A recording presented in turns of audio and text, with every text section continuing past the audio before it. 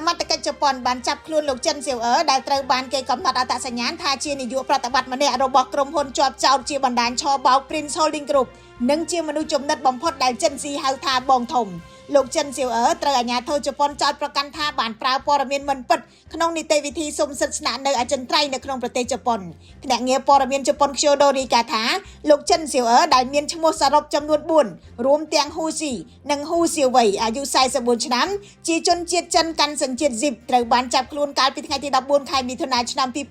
2026រួមជាមួយជនជាតិចិនចំនួន2នាក់ផ្សេងទៀតនគរបាលក្រុងតូក្យូនិយាយថាពួកគេបានក្លែងបន្លំព័ត៌មានក្នុងឯកសារផ្លាស់ប្តូរអាសយដ្ឋានស្នាក់នៅដើម្បីរៀបចំសិទ្ធិស្នាក់នៅអចិន្ត្រៃយ៍ក្នុងប្រទេសជប៉ុនលោកចិនសៀវអឺត្រូវបានប្រភពស៊ើបអង្កេតនិងសារព័ត៌មានជប៉ុនចាត់ទុកថាជាបុគ្គលសំខាន់ទី2ក្នុងអាណាចក្រអាជីវកម្មរបស់លោកចិនស៊ីប្រធានក្រុមហ៊ុន Prince Holding Group ដែលមានស្នាក់ការកណ្ដាលនៅរាជធានីភ្នំពេញអាជ្ញាធរអាមេរិកអះអាងថាក្រុមហ៊ុននេះបានបង្កើតបណ្ដាញឆបោកអនឡាញទ្រង់ទ្រាយធំនៅកម្ពុជាជាប់ពាក់ព័ន្ធទៅនឹងការជួញដូរមនុស្សនិងការបង្ខំឲ្យជនរងគ្រោះធ្វើប្រតិបត្តិការឆបោកឆ្លងដែនកាលពីឆ្នាំ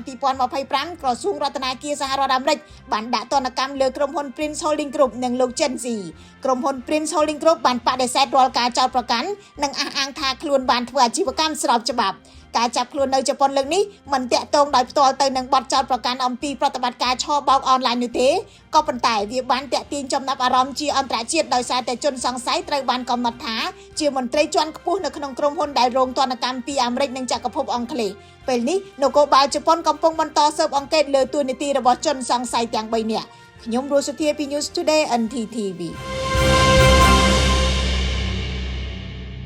អង្គរ Sprayer ម៉ាស៊ីនបាញ់ថ្នាំស្វ័យប្រវត្តិស្នាដៃកូនខ្មែរបង្កើតឡើងដោយក្រុមហ៊ុនអង្គរ Green និងទទួលផលិតគ្រឿងចក្រកសិកម្មផ្សេងទៀតអង្គរ Green រួមគ្នាអភិវឌ្ឍនិងធ្វើទំនើបកម្មកសិកម្ម